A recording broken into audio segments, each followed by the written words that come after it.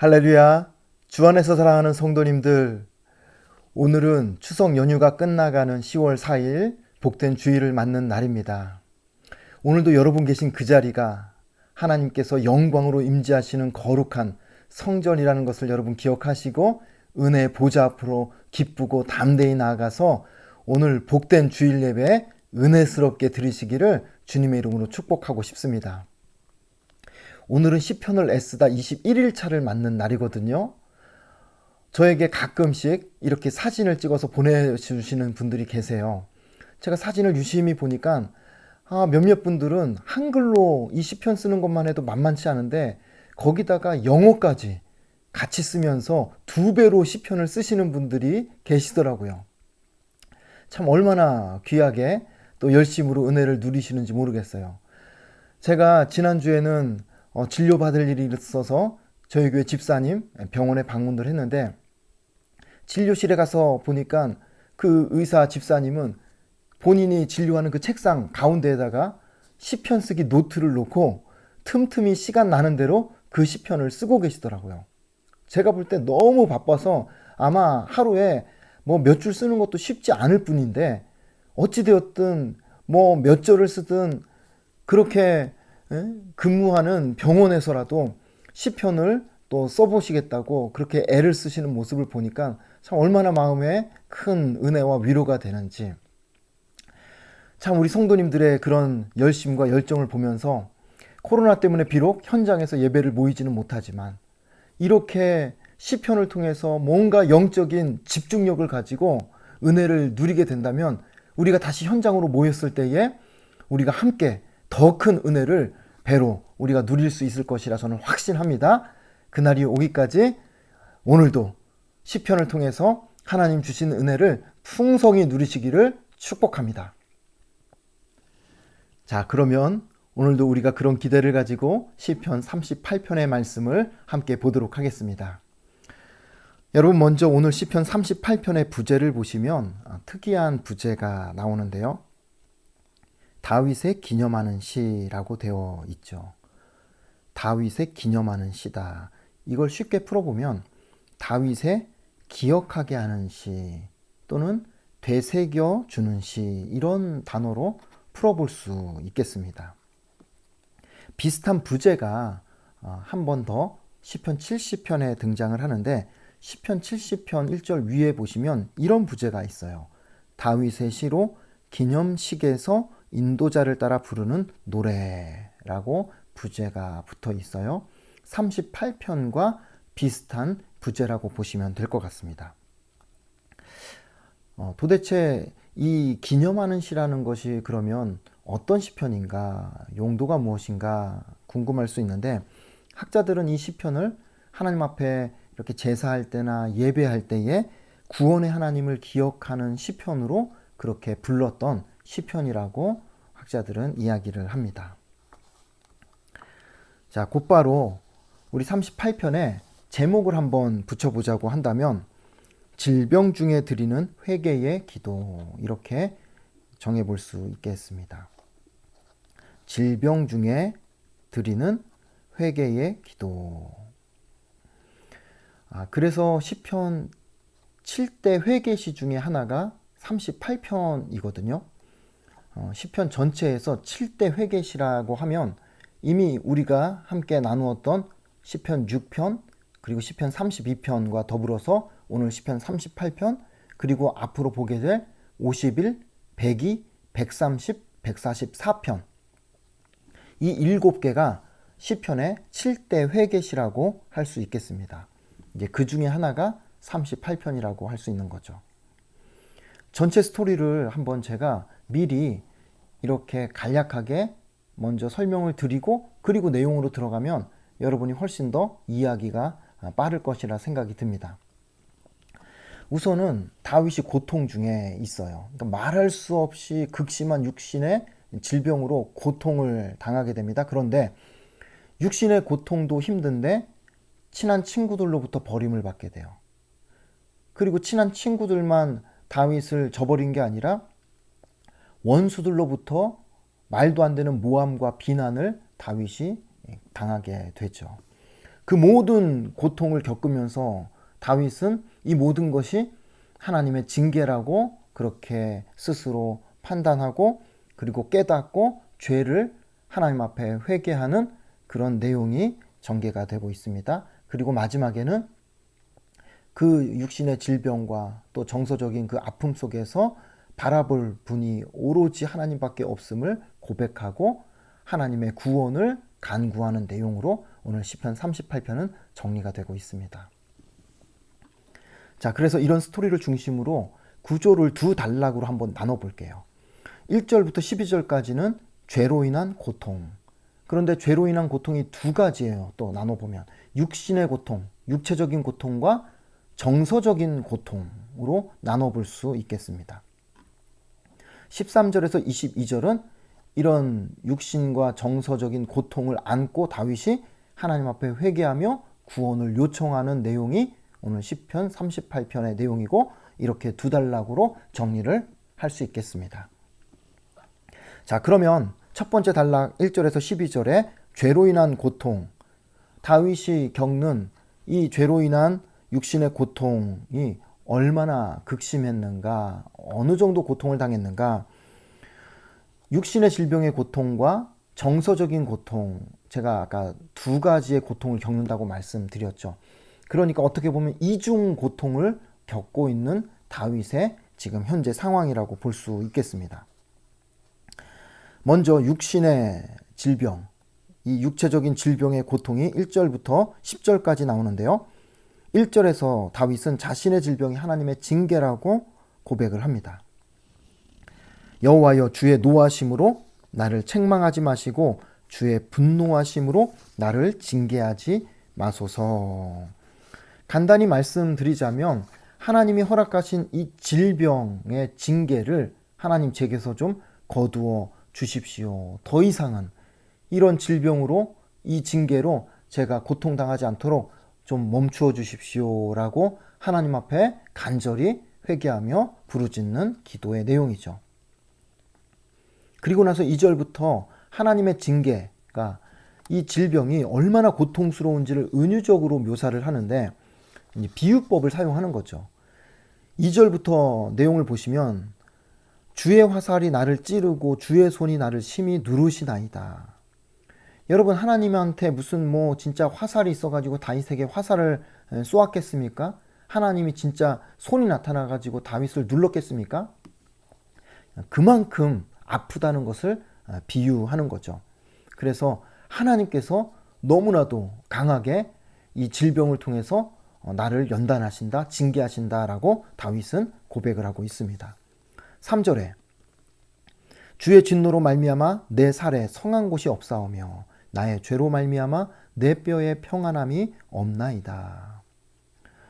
성한 곳이 없다고 하죠. 온 몸이 아픈 거예요. 우리가 너무 아프면 그런 말 하지 않습니까? 뼛속까지 시리고 아프다. 다윗이 그 고백을 합니다. 나의 죄로 말미암아 내 뼈에 평안함이 없나이다. 온몸이 아픈데 뼛속까지 아플 정도로 다윗이 극심한 고통을 겪고 있는 겁니다. 4절은 내 죄악이 내 머리에 넘쳐서 무거운 짐 같으니 내가 감당할 수 없나이다. 다윗이 죄의 무게를 이겨낼 수 없을 정도로 그렇게 고통스럽다라고 고백을 합니다. 5절 보시면 내 상처가 썩어 악취가 나오니 내가 우매한 까닭이로소이다. 어떤 질병인지 어떤 상처인지 시편에 나오지는 않아서 정확히 모르지만 다윗이 이 온몸에 상처가 있구나, 그리고 골마 터져서 악취가 날 정도로 굉장히 힘겨운 시간을 보내고 있구나라는 것을 짐작해 볼 수 있습니다. 6절 말씀 보시면 내가 아프고 심히 구부러졌으며 종일토록 슬픔 중에 다니나이다. 심히 구부러졌다. 여러분, 우리가 너무 아프잖아요. 배가 아파도 그렇고 등이 아파도 그렇고 어깨가 아파도 그렇고 허리가 아파도 그렇고 허리가 구부러질 정도로, 허리를 펴지 못할 정도로 아프다라고 하는 거죠. 더불어서 하루 종일 슬픔에 잠겨서 하루하루를 보낸다라고 다윗은 고백하고 있습니다. 7절 말씀 보시면 내 허리에 열기가 가득하고 내 삶에 성한 곳이 없나이다. 허리가 욱신욱신하다는 거죠. 열기가 가득하다, 욱신욱신하다, 지끈지끈 아픈 겁니다. 그러다 보니까 몸만 아픈 게 아니라 여러분, 우리가 질병으로 고통을 당하다 보면 삶의 질이 떨어진다고 하지 않습니까?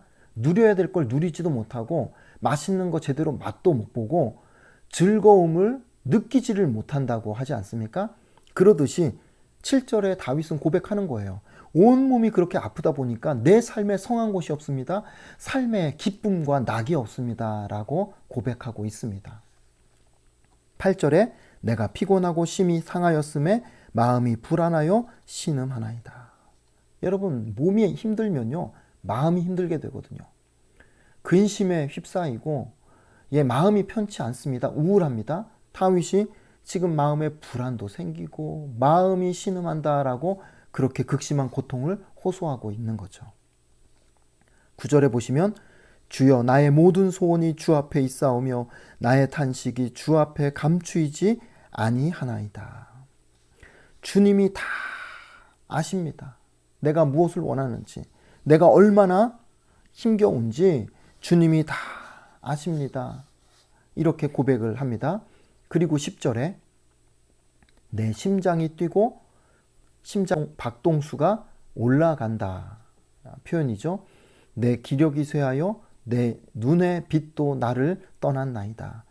이제 몸이 아프다 앞이 안 보일 정도로 시력도 완전히 흐려졌다라고 다윗은 고백하고 있습니다.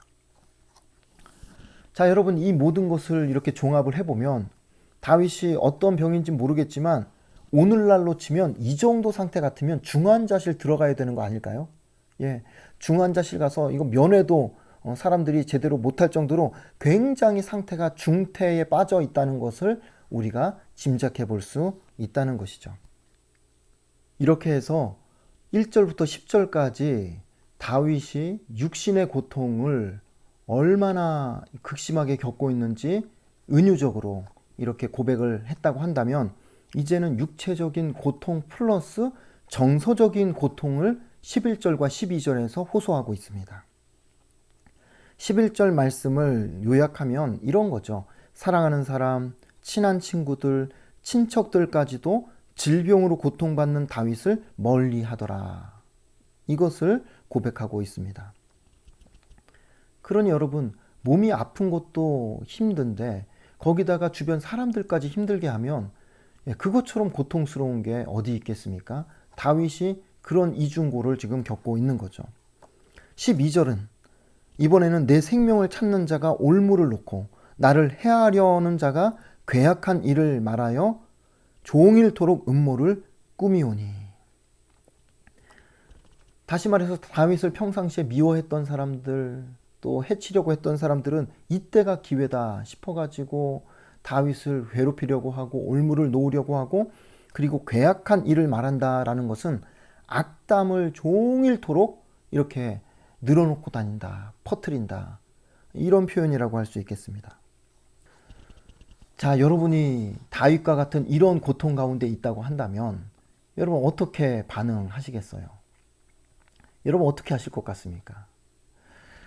이런 고통 속에서 다윗은 이제 하나님 앞으로 나아가요. 다윗이 하나님 외에는 뭐 이야기할 상대도 없고 이 모든 이 고통의 문제를 하소연할 대상이 아무도 없는 거예요. 그래서 하나님밖에 없다고 매달리면서 하나님 앞으로 나아가는 겁니다. 그 내용이 이제 하반부 13절에서 22절이죠. 회개와 구원의 요청이라고 할 수 있겠습니다. 이걸 굳이 좀 1단계와 2단계로 좀 나눠본다고 하면 저는 1단계를 13절과 14절로 끊어가지고 1단계는 이 고통 중에 다윗은 사람에게 항변하고 싸우지 않습니다 라고 내용을 한번 정리해 보고 싶어요. 13절 보시면 듣지 않고 말하지 않는다. 주변에서 아무리 뭐 욕을 하고 비난을 하고 말도 안 되는 소리를 하고 괴롭혀도 다윗이 그런 사람들의 소리에 대해서 귀를 닫겠다. 그리고 거기에다 대꾸하지 않겠다라고 결단을 하는 거죠. 14절도 마찬가지입니다. 듣지 않으니까 할 말이 없다. 그렇게 들으려고 하지 않고 듣지 않으니까 거기다 대고 뭐라 할 말이 없는 거죠. 다시 말해서 다윗은 고통 중에 다윗을 공격하는 사람들에게, 비난하는 사람들에게, 말도 안 되는 이야기를 늘어놓는 사람들에게 일일이 대꾸하지 않으려는 겁니다. 일일이 대꾸하면서 말싸움 해봐야 아무 유익이 없다는 것을 다윗은 잘 아는 거죠. 그러면 다윗은 그 대신에 어떻게 하는가? 2단계로 넘어가면 15절부터 22절 끝절까지 해서 하나님께만 고백하고 기다립니다. 이렇게 내용을 정리할 수가 있겠습니다. 15절 보시면 주를 바라싸우니, 기다렸다는 뜻이죠. 내게 응답하시리라 믿습니다. 하나님 앞에 기도하고 기다리면서 언젠간 하나님께서 응답하실 것을 고대하는 믿음의 표현입니다. 16절은 그들이 나 때문에 기뻐하지 못하게 하시고 내가 실족할 때에 의기양양하지 못하게 하옵소서. 이렇게 표현을 좀 풀어서 설명드릴 수 있겠습니다. 17, 18절을 묶어가지고 쉽게 표현하면 내가 넘어져서 고통이 잠시도 떠나지 않기에 내 잘못을 고백하고 슬퍼합니다.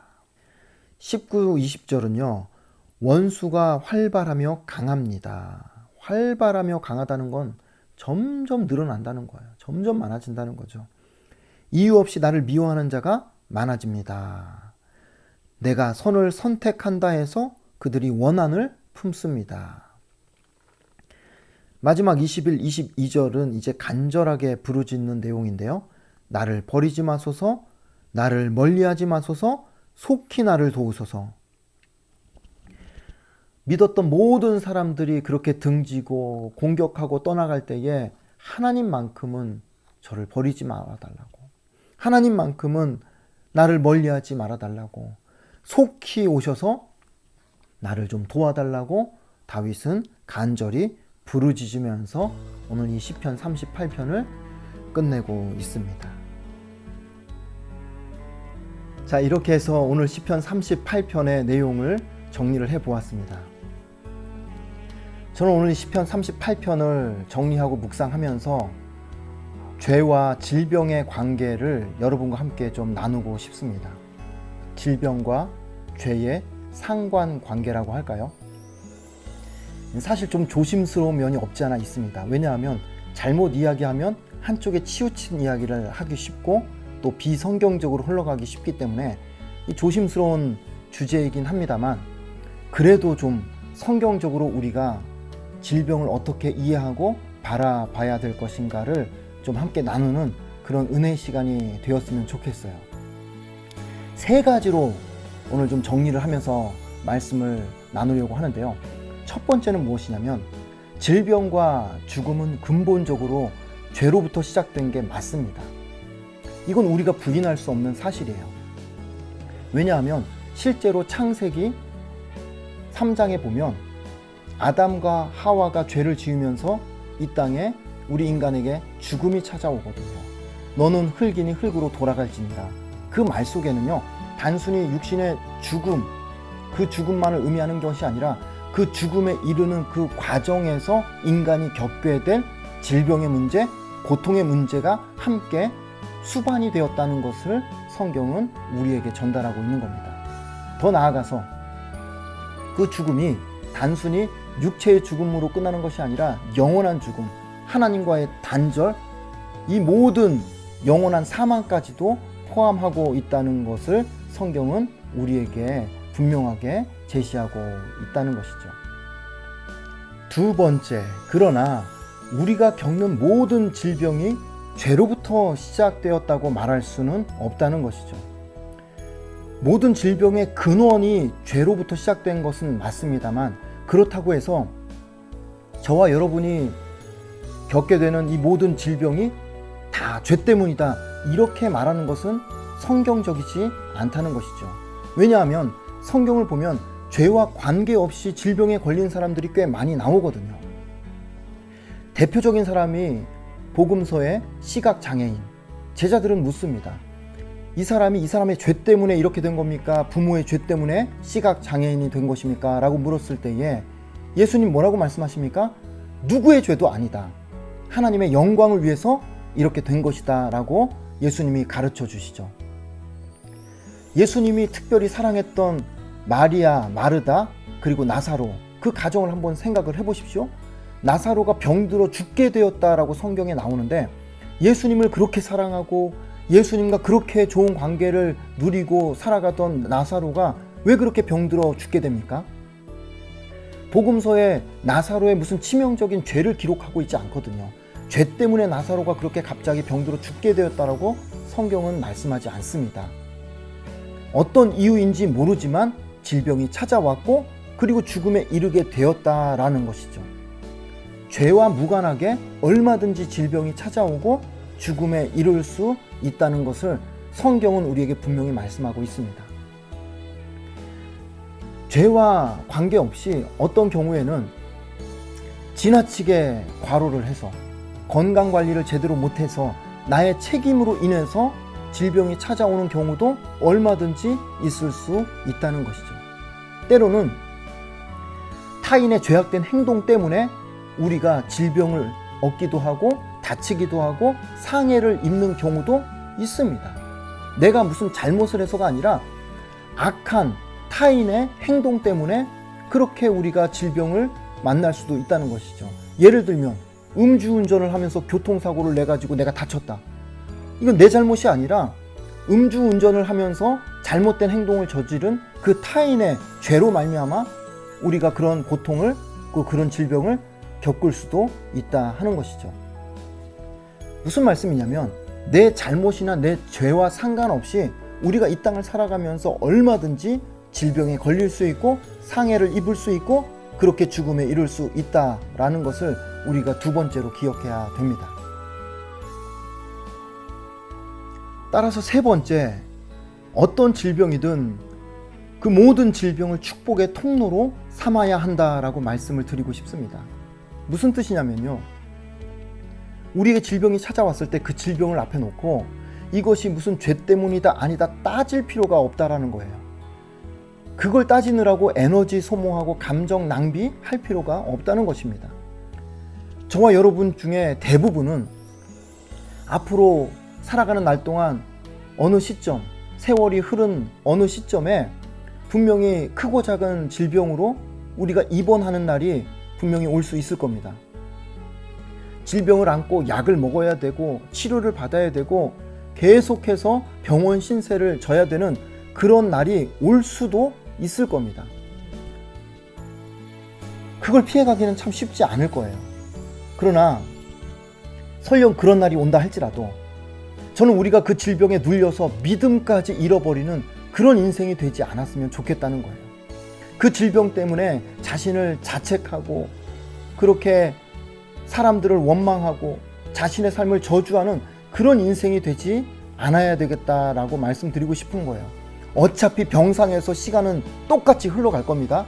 그런데 주어진 시간이 짧은데 그 짧은 주어진 시간을 두고 자신을 자책하고 원망하고 다른 사람에게 그 책임을 전가하는 그런 시간으로 시간을 보낸다고 한다면 그 질병은 정말로 말 그대로 우리의 삶에 저주받게 되지 않는 거죠.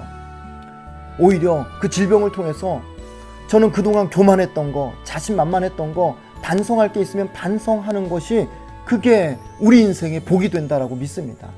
질병을 통해서 그동안 사랑하지 못했던 사람들이 떠오르고 그래서 그 사람들을 마음껏 좀 사랑해주고 그동안 하나님과 나누지 못했던 그런 영적인 교통을 하나님과 함께 나누고 찬양하고 말씀을 읽고 그렇게 들으면서 우리의 삶을 하루하루 버텨나간다고 한다면 우리 안에 찾아온 그 질병은, 우리에게 찾아온 그 질병은 저주가 아니라 재앙이 아니라 우리 인생에 충분히 축복의 통로로 사용될 수 있을 거라 저는 그렇게 믿습니다.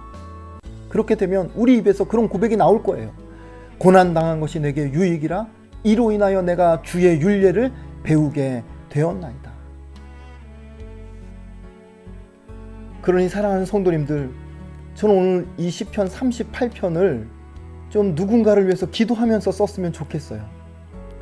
질병으로 이 시간에도 고통하면서 아파하는 누군가를 우리의 마음에 품고 기도하면서 이 시편 38편을 써 내려가면 좋겠다 생각을 합니다. 무슨 기도를 하냐고요? 질병으로 고통하는 그 사람이 자책하지 않도록, 자신의 과거의 그 죄 때문에 본인이 이런 고통을 겪는다고 그렇게 자책하거나 자괴감에 빠지지 않도록 그 사람의 마음을 하나님께서 좀 어루만져 달라고 기도하는 겁니다. 그 질병 때문에 자신의 삶을 저주하거나 한탄하거나 다른 사람을 원망하면서 시간을 허송세월하지 않도록 하나님께서 붙들어 달라고 그 사람을 위해서 기도하자는 거예요.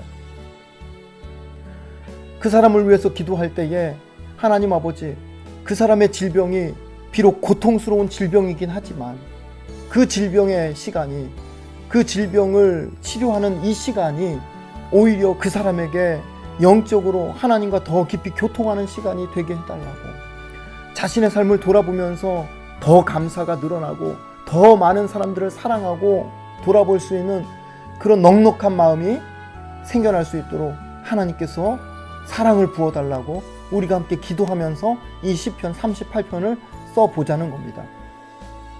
하나님께서 분명히 그런 우리의 기도를 들으시고 질병으로 고생하는 그 사람, 병상에 있는 그 사람 오늘 찾아가서 만나 주실 겁니다. 위로하실 겁니다. 그 마음을 평강으로 붙들어 주실 줄로 믿습니다. 우리가 그런 은혜 오늘 하루 풍성히 누리시다가 내일 다시 또 말씀 앞으로 나아가는 저와 여러분이 되었으면 좋겠습니다. 오늘 하루 평안하십시오. 행복하십시오. 내일 다시 뵙겠습니다.